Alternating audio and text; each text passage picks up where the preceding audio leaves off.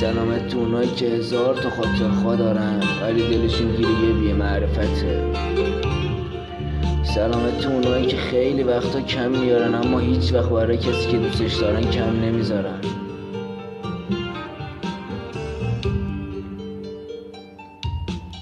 به سلامتی خدا، به سلامتی خدا که تموم آرزوهامونو دونه به دونه جلوی چشامون پرپر میکنه تا عظمتشو نشون بده.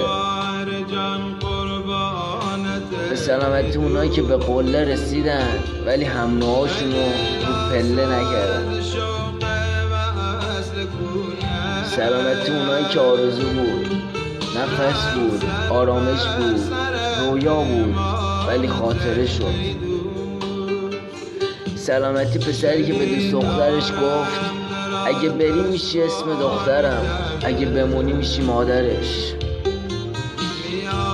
سلامتی پسری که دورش پر دختر اما دلش گیر یه نفره، فقط یه نفر.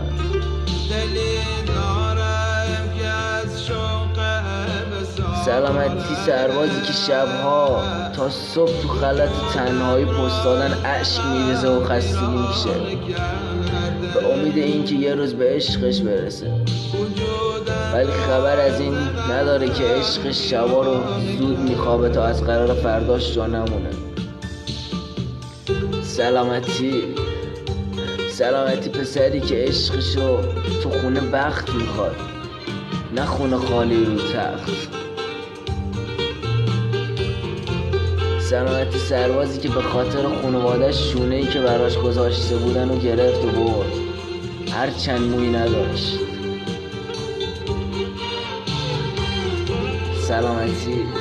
سلامتی پسری که رفت خدمت سربازه تا مرد بشه ولی وقتی اومد دید دوست دخترش زن شده.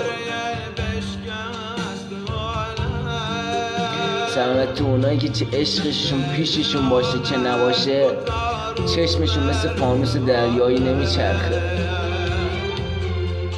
سلامتی دلی که اسمش دله، نصفش آه و نصفش گله.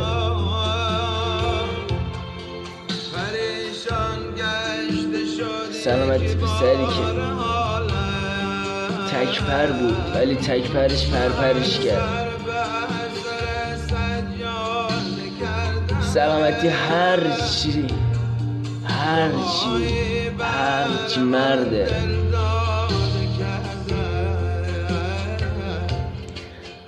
سلامتی گاو که نمیگه مرد میگه ما.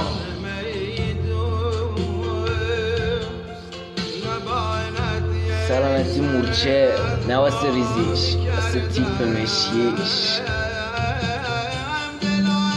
سلامتی همه، سلامتی ما اونا.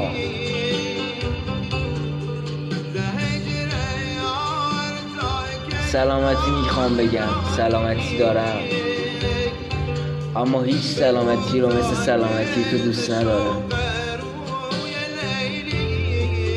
ای کاش